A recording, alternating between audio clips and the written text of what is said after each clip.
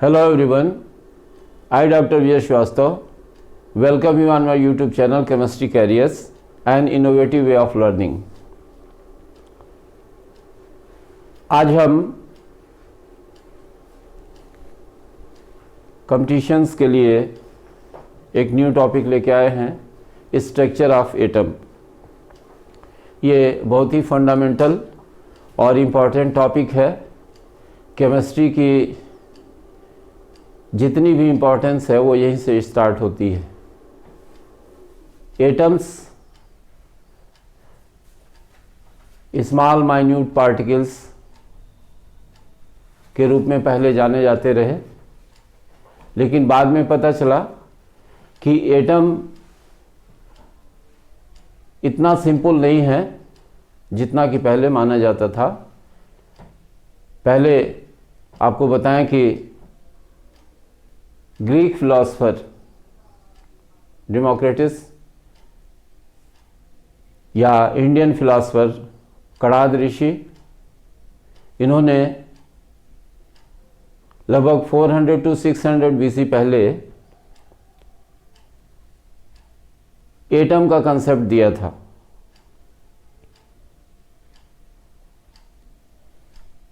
और उनके अनुसार एटम जो है वो मैटर का स्मॉलेस्ट पार्टिकल है। लेकिन बाद में जॉन डाल्टन ने अपनी एटॉमिक थियरी में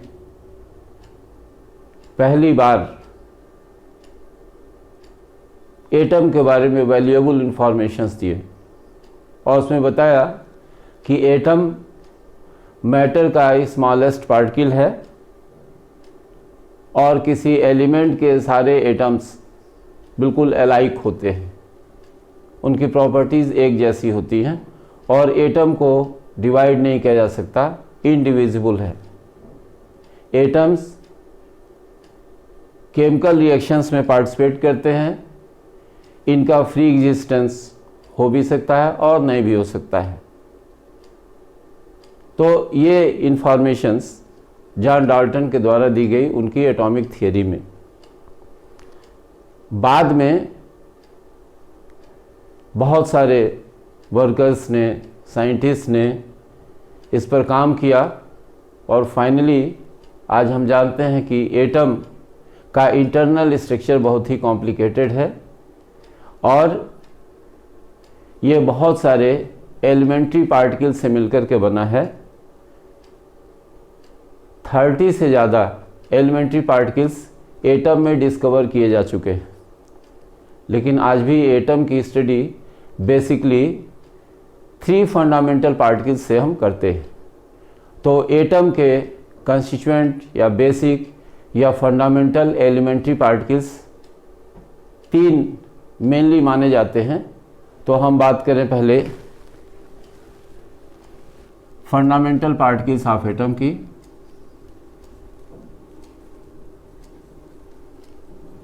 फंडामेंटल और एलिमेंट्री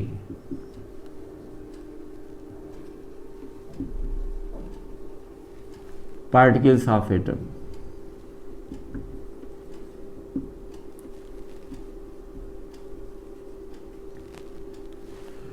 तो ये फंडामेंटल पार्टिकल्स जो हैं उसमें हम सभी जानते हैं ये वेल नोन पार्टिकल्स हैं, electron, proton and neutron.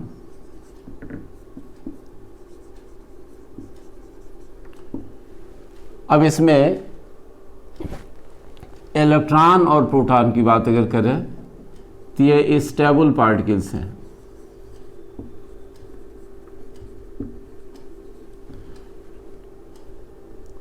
Neutron जो है वो inside atom stable but outside atom unstable.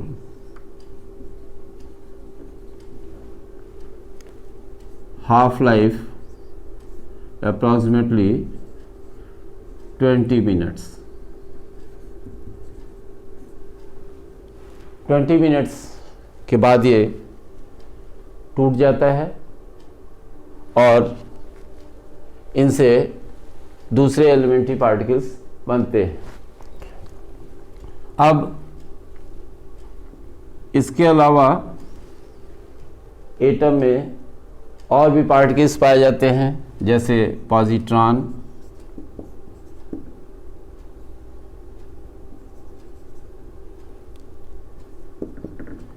एंटीप्रोटॉन,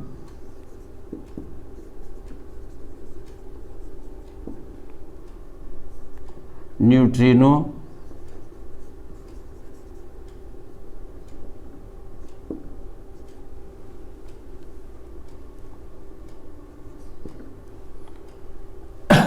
और मीज़ान्स। तो ये कुछ फंडामेंटल पार्टिकल्स हमने आपको बताए कि ये पार्टिकल्स होते हैं एटम में पाए जाते हैं।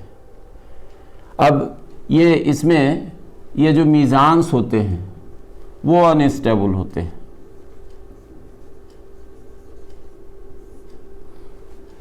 आगे चल के हम जान सकते हैं इसमें कि म्यू मीज़ान,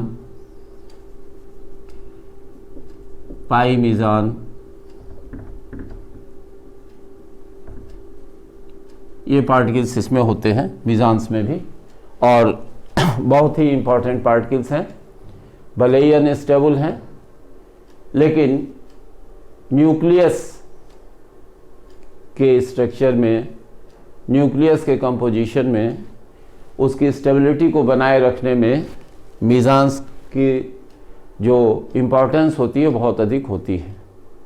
तो ये आपको बताया कि ये पार्टिकल्स जो एटम में पाए जाते हैं उनमें से कुछ इम्पॉर्टेंट पार्टिकल्स हमने आपको बताया। अब स्टार्ट करते हैं हम इलेक्ट्रॉन से।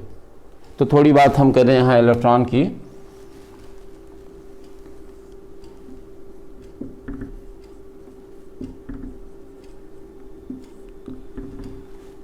इलेक्ट्रॉन की डिस्कवरी कैथोड रेज में हुई।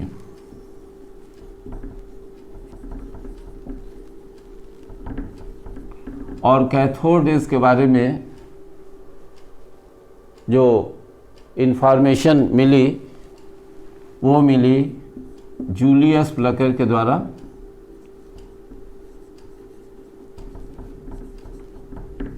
1859। अब थोड़ी सी बात यहाँ कर लें कि ये जो एलिमेंट्री पार्टिकल्स हैं, बेसिकली तीन की बात हम कर रहे थे, इलेक्ट्रॉन, प्रोटॉन और न्यूट्रॉन। ये हम सबको मालूम है कि प्रोटॉन और न्यूट्रॉन न्यूक्लियस कंस्ट्रक्ट करते हैं एटम का, सेंट्रल पोर्शन,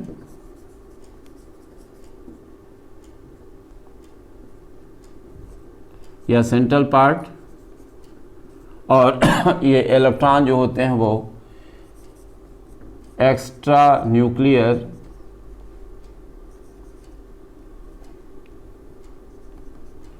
स्पेस में रिवॉल्व करते हैं। मूविंग पार्टिकल्स हैं, बहुत ही लाइट पार्टिकल्स हो गए। यानी इन तीन में सबसे लाइटेस्ट पार्टिकल जो है वो इलेक्ट्रॉन है। तो सबसे पहले डिस्कवरी हुई इलेक्ट्रॉन की। क्रेडिट हम देते हैं इलेक्ट्रॉन की डिस्कवरी के लिए जे थॉमसन को। J Thomson 1897। तो जूलियस प्लकर ने 1859 में कैथोड रेज को डिस्कवर किया। कैथोड रेज की डिस्कवरी उन्होंने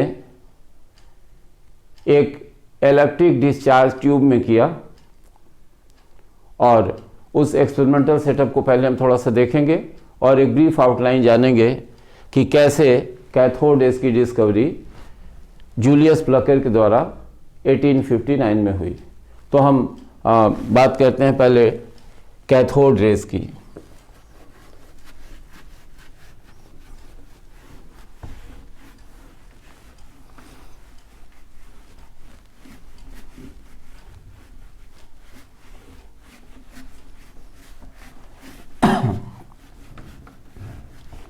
ये जो इलेक्ट्रिक डिस्चार्ज ट्यूब है इसे हम कैथोड रे ट्यूब भी कहते हैं। ये हार्ड ग्लास की बनी हुई ट्यूब होती है और इसमें 2 मेटल इलेक्ट्रोड्स लगे होते हैं, कैथोड और एनोड। इसके भीतर जो प्रेशर होता है वो बहुत ही कम होता है।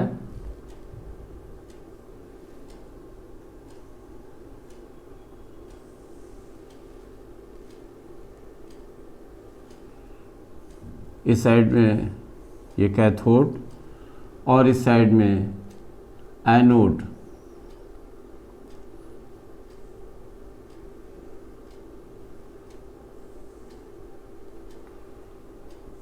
और ये कनेक्ट कर देते हैं हम सक्शन पंप से।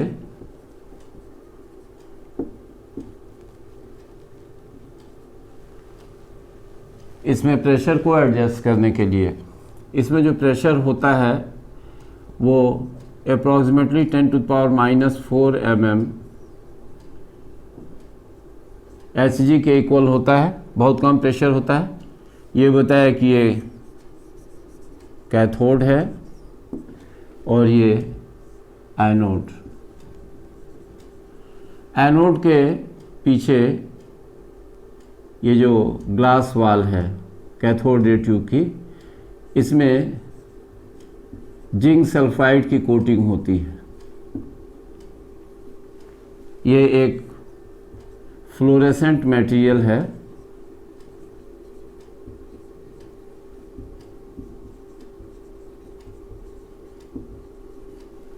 और इसी फ्लोरेसेंट मटेरियल पर हमको ऑब्जर्वेशंस मिले, यानी जूलियस प्लकर को जो ऑब्जर्वेशंस मिले इसी फ्लोरेसेंट मटेरियल की वजह से मिले।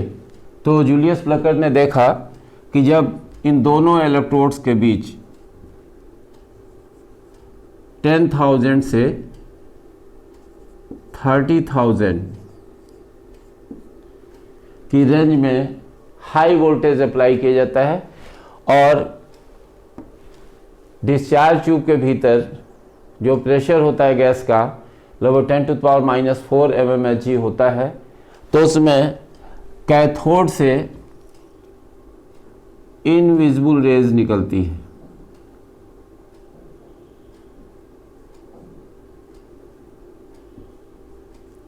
ये जो रेज मार्क की जा रही हैं ये एक्चुअली विजिबल नहीं है, ये इनविजिबल कैथोड रेज हैं।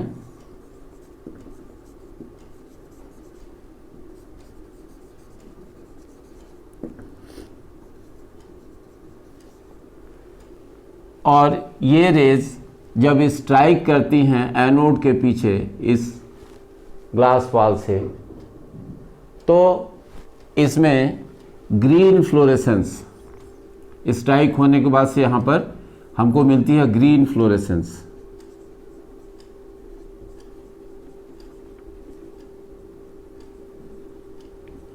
तो ग्रीन फ्लोरेसेंस का ऑब्जर्वेशन हुआ जूलियस प्लकर के द्वारा। ये कैथोड रे एक्सपेरिमेंट है।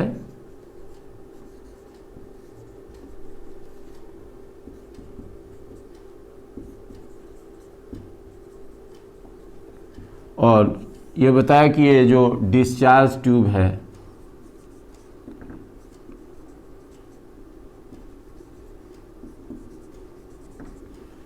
इसे हम जानते हैं कैथोड रे ट्यूब के नाम से।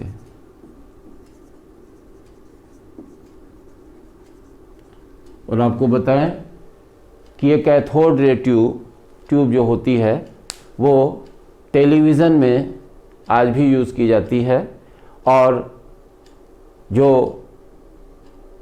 हमको विजिबिलिटी मिलती है स्क्रीन पर, जो कुछ हम देख पाते हैं वो फ्लोरेसेंट या फास्फोरेसेंट मटेरियल की जो कोटिंग होती है कैथोड रे ट्यूब में उसी के कारण मिलती है।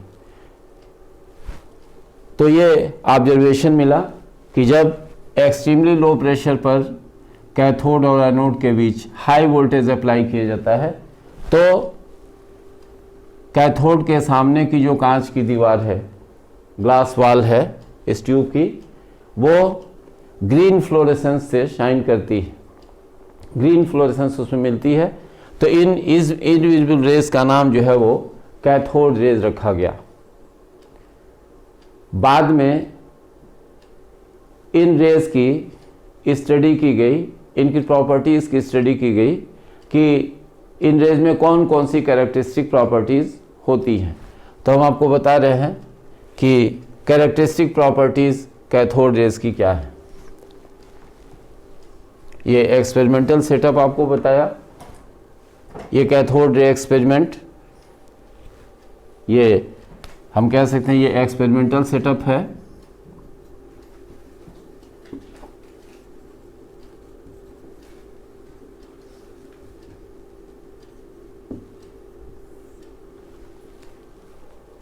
एक्सपेरिमेंटल सेटअप का आप स्क्रीनशॉट ले सकते हैं।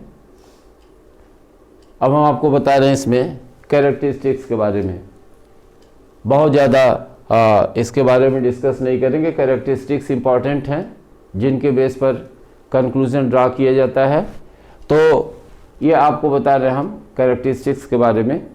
और ये कंपटीशन का सेगमेंट है, इसलिए फोकस करेंगे उन पॉइंट्स पर स्पेशली जो कि कंपटीशन पॉइंट ऑफ व्यू से बहुत इंपॉर्टेंट होते हैं। तो उन्हीं चीज़ों को ध्यान में रखते हुए हम फिर आपको बता रहे हैं characteristics of cathode raise.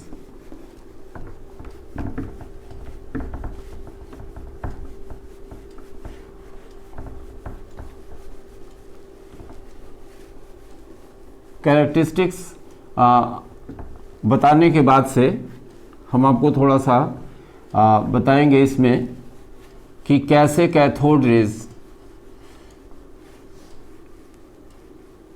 Start हुई निकलना इस ट्यूब में, ओरिजिन कैसे हुई कैथोड रेज की, ये आपको थोड़ा जानना होगा और वो थोड़ा इंटरेस्टिंग पोर्शन है। तो बात करते हैं पहले कैरेक्टरिस्टिक्स ऑफ कैथोड रेज।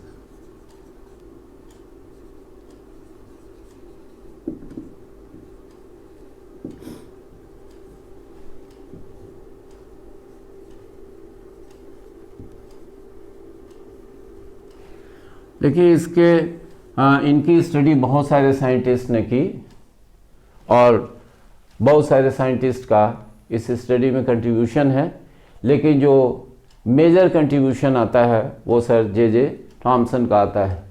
तो हम देखते हैं कैरेक्टरिस्टिक्स में क्या क्या इंपॉर्टेंट पॉइंट्स हैं। तो पहला इंपॉर्टेंट पॉइंट है ये जो रेज हैं travel in straight line path.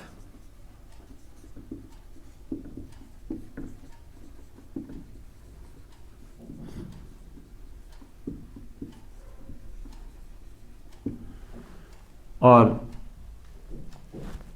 जो एक्सपेरिमेंटल वेरिफिकेशन है वो हुआ ये माइका क्रॉस एक्सपेरिमेंट के द्वारा।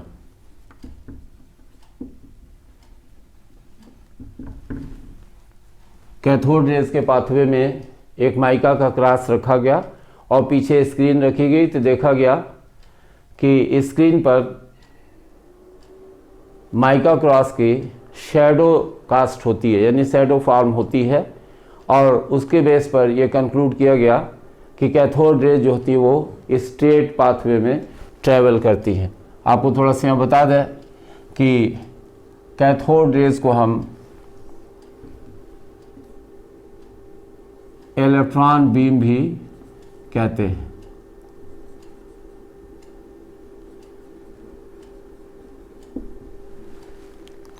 तो स्ट्रेट लाइन ट्रेवलिंग। सेकेंड जो इंपॉर्टेंट पॉइंट है वो है composed of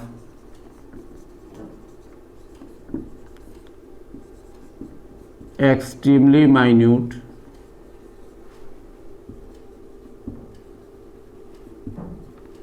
material particles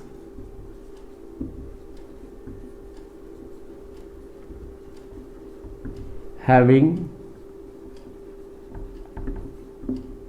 mass and energy।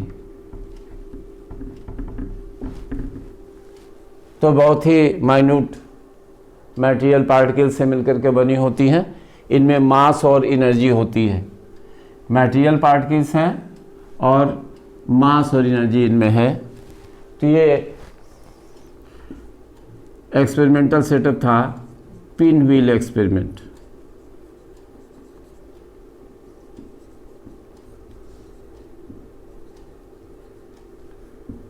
बहुत ही लाइट पैडल व्हील या पिन व्हील पाथवे में रखी गई और देखा गया कि इसमें मूवमेंट जो होता है स्टार्ट हो जाता है। तो मूवमेंट का रीज़न ये दिया गया कि ये बहुत ही माइन्यूट मटेरियल पार्टिकल्स से मिलकर के बनी है। इनमें मास और एनर्जी है और जब ये पार्टिकल्स स्ट्राइक करते हैं, इनका इम्पैक्ट होता है तो उसकी ब्लेड जो होती हैं वो घूम जाती हैं और इसके कारण जो होता है उनमें मूवमेंट होता है। थर्ड,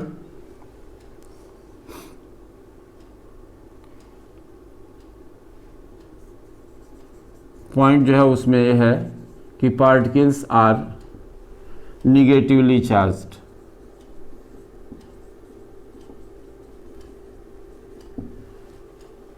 तो निगेटिवली चार्ज पार्टिकल्स हैं, ये जो मटेरियल पार्टिकल्स हैं निगेटिवली चार्ज हैं। ये कैसे पता चला? तो कह सकते हैं कि बेस्ड ऑन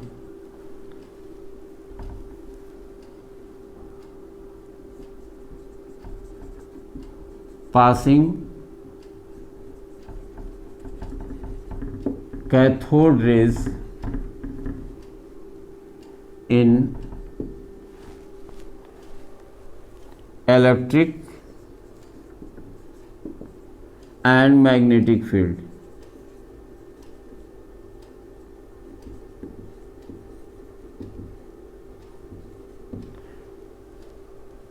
तो इसमें जो इंपॉर्टेंट चीज मैंने किया था direction of deflection.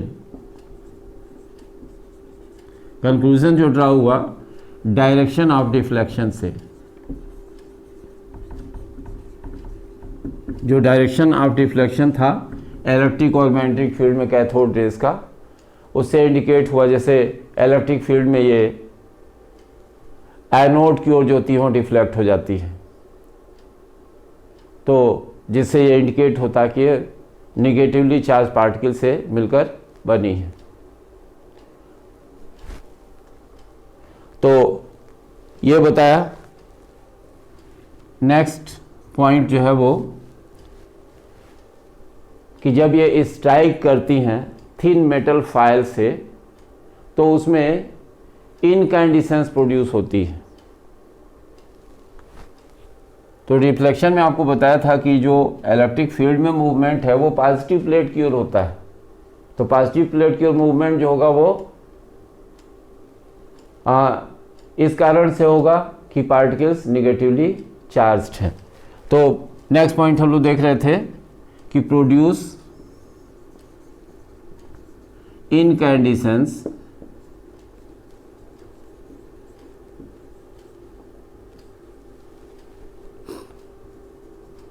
on striking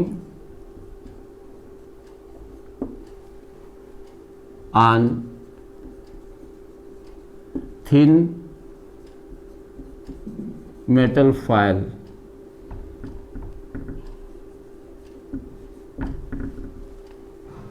तो मेटल की बहुत फाइन फाइल या स्ट्रिप पर जब ये स्ट्राइक करती हैं तो फाइल जो होती है वो बिल्कुल हीट होकर के रेड हॉट हो जाती है। तो ये जो इनकैंडिसेंस है वो हीटिंग इफेक्ट है। ये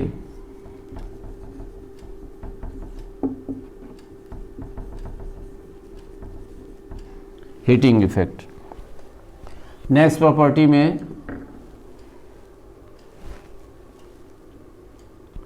अफेक्ट फोटोग्राफिक प्लेट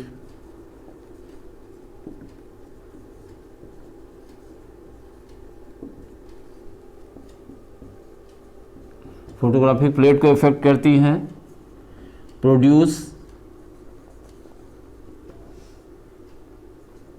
फ्लोरेसेंस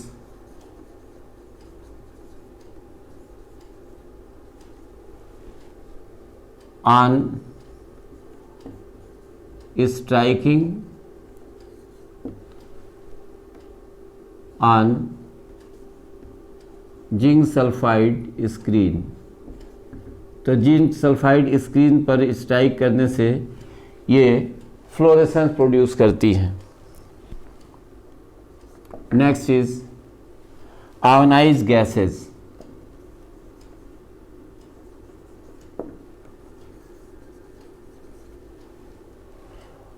और जो लास्ट पॉइंट है वह है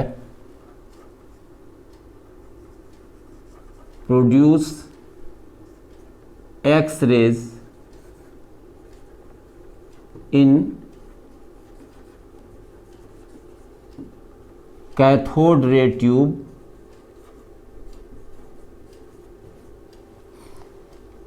while striking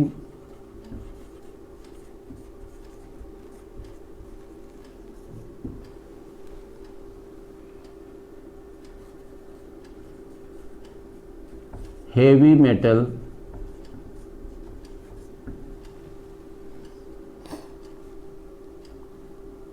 एंटी कैथोड।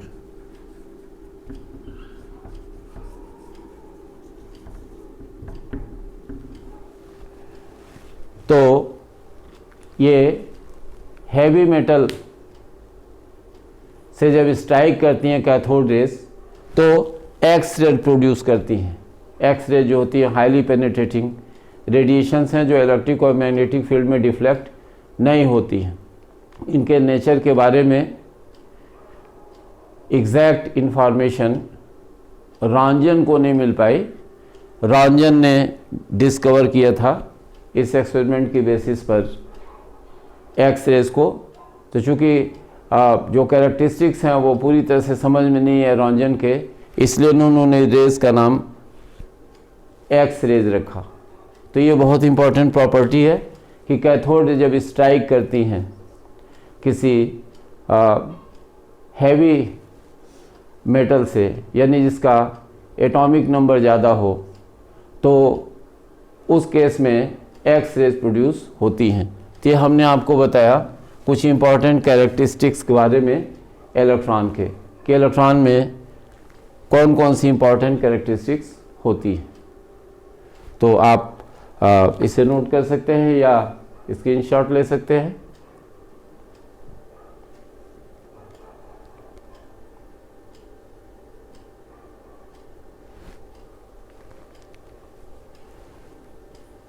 अब इसके बाद से हमें जानना होगा कि इलेक्ट्रॉन्स ये फंडामेंटल एलिमेंट्री पार्टिकल्स कैसे प्रूफ किए गए।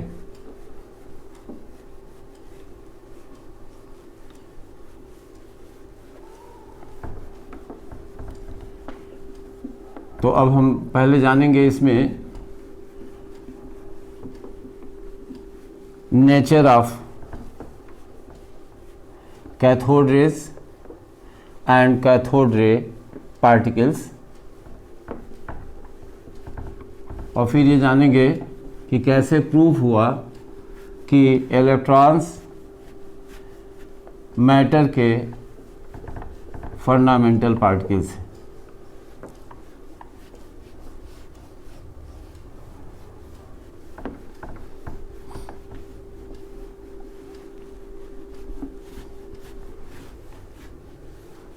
तो हम स्टार्ट कर रहे हैं nature of cathode raise.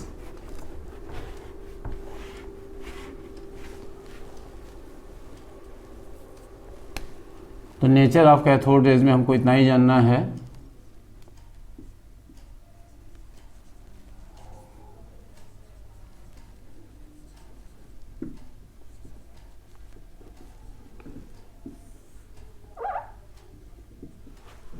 JJ. Thomson. Credit goes to sir J Thompson,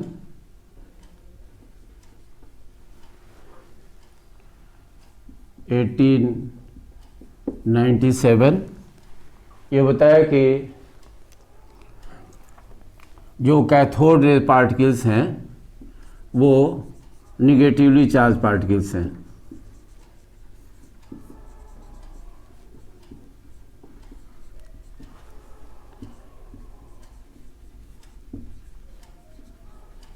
तो ये कंफर्म किया और ये बताया कि हम किसी भी मेटल के कैथोड को यूज़ करें और कैथोड रे ट्यूब में या डिस्चार्ज ट्यूब में किसी भी गैस को यूज़ करें तो हर कंडीशन में निगेटिवली चार्ज पार्टिकल्स वाली रेज निकलती हैं। तो ये बताया कि जो नेचर है वो निगेटिवली चार्ज है पार्टिकल्स का, और ये सभी कंडीशंस में, मतलब कि हम कैथोड किसी मेटल का यूज़ करें, कोई भी गैस यूज़ करें, तो ये हर कंडीशन में प्रोड्यूस होती है। अब जे थॉमसन ने इन पार्टिकल्स के लिए चार्ज और मास का रेशियो फाइंड आउट किया।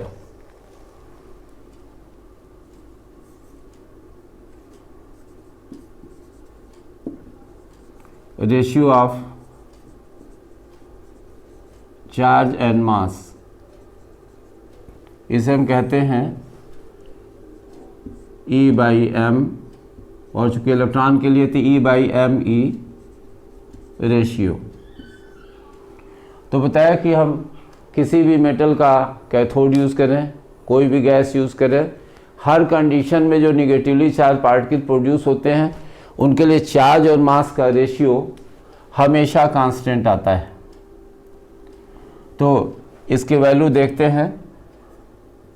चार्ज और मास रेशियो की वैल्यू आती है इलेक्ट्रॉन के लिए 1.758820 इंटू 10⁸ कूलाम पर ग्राम।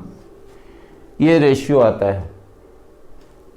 ये रेशियो यूनिवर्सल कांस्टेंट माना गया।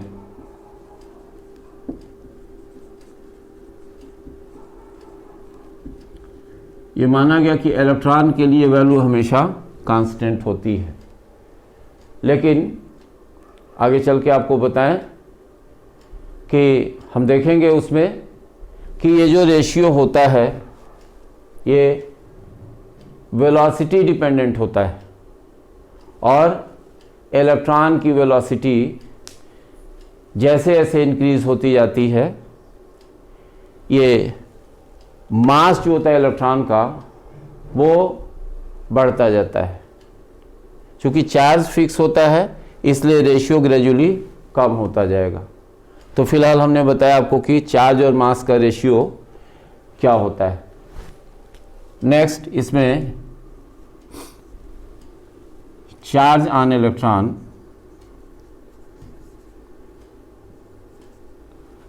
हम यहाँ भी कैथोड रे पार्टिकल मेंशन कर रहे हैं।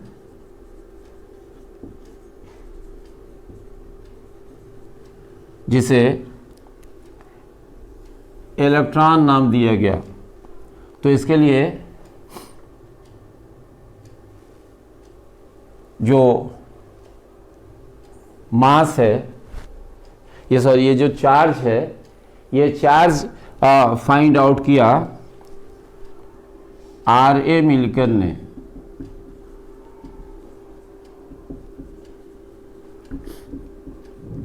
ये ईयर है, और जिस एक्सपेरिमेंट के द्वारा चार्ज मेजर किया वो एक्सपेरिमेंट कहलाता है आयर ड्रॉप मेथड।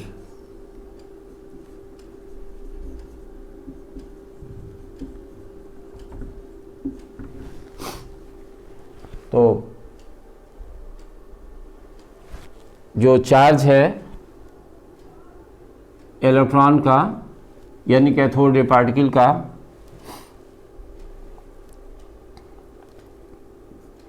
1.602 इंटू 10⁻⁻19 कूलाम, और ये वैल्यू जो होती है वो 4.802 इंटू 10⁻10 ESU के इक्वल होती है। तो ये चार्ज है जिसे डिटरमाइन किया RA मिल्टन ने 1909 में।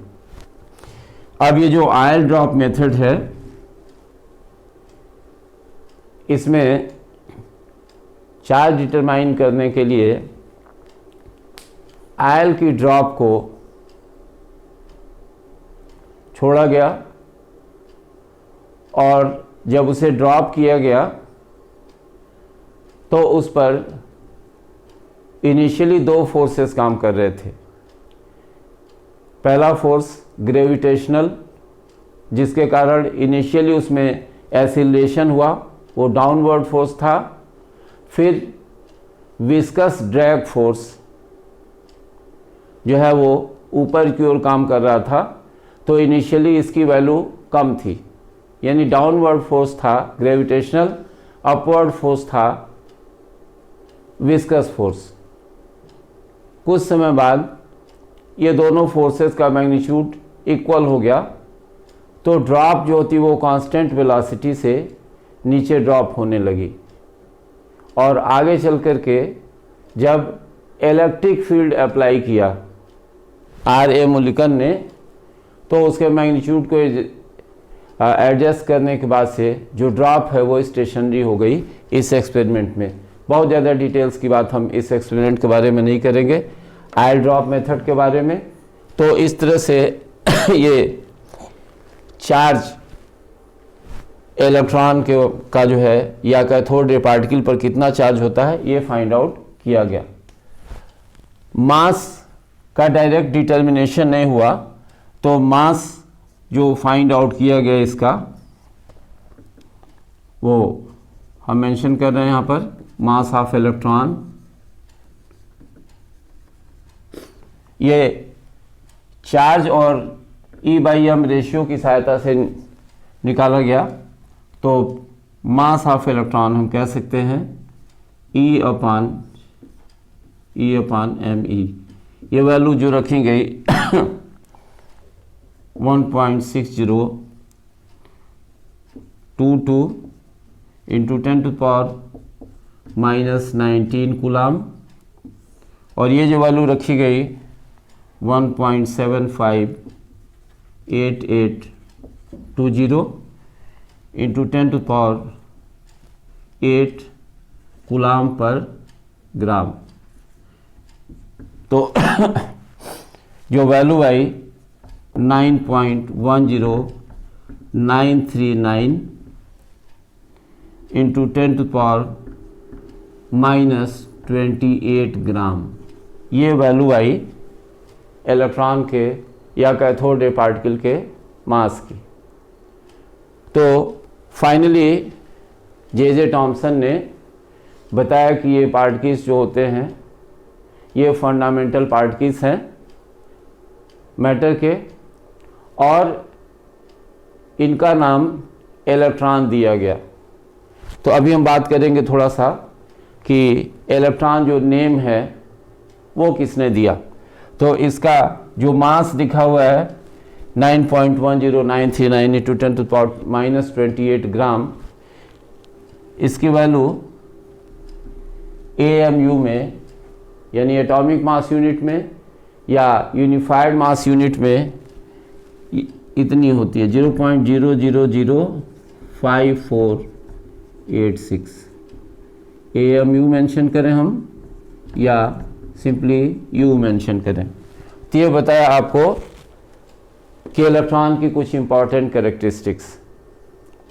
ये जो E/me रेशियो फाइंड आउट किया गया जे टॉमसन द्वारा कैथोड रे एक्सपेरिमेंट में, तो उन्होंने इसके लिए इलेक्ट्रिक और मैग्नेटिक फील्ड अप्लाई किया, और दोनों फील्ड एक दूसरे के परपेंडिकुलर अप्लाई किए गए, और ये दोनों फील्ड जो है वो कैथोड रे बीम के मूवमेंट के डायरेक्शन के भी परपेंडिकुलर थे, और उस एक्सपेरिमेंट की बेसिस पर ये E/m/e रेशियो फाइंड आउट किया गया।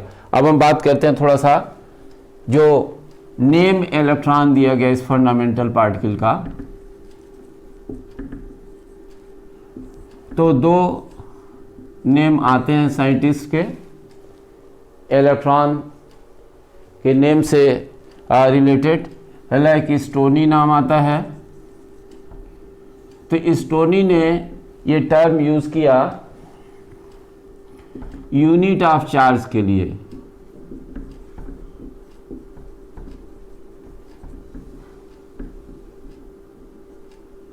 एटॉमिक पार्टिकल के लिए नहीं यूज़ किया, यूनिट ऑफ चार्ज के लिए यूज़ किया।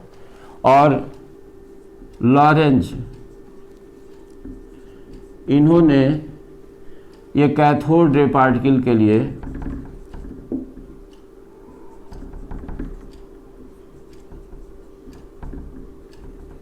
तो यहाँ कह सकते हैं कि फॉर कैथोड रे पार्टिकल ये टर्म इलेक्ट्रॉन या नेम इलेक्ट्रॉन असाइन किया। तो हमने आपको बताया कि इलेक्ट्रॉन जो नेम है वो फंडामेंटल पार्टिकल का वो लॉरेंज ने दिया। तो इस तरह से हमने ये आपको बताया कि कैथोड रेज की डिस्कवरी कैसे हुई और इलेक्ट्रॉन की डिस्कवरी कैसे हुई। आपको बताएं कि 1906 में जे थॉमसन को फिजिक्स में नोबेल प्राइज़ अवार्ड किया गया। तो इस वीडियो लेक्चर में फ़िलहाल इतना ही। बाकी आगे के सेगमेंट्स हम नेक्स्ट वीडियोस में देखेंगे। आप हमारे वीडियोस लगातार देखते रहें, अपने कमेंट्स मेंशन करते रहें और ये ज़रूर बताएं कि ये वीडियो आपको कैसा लगा। Many thanks.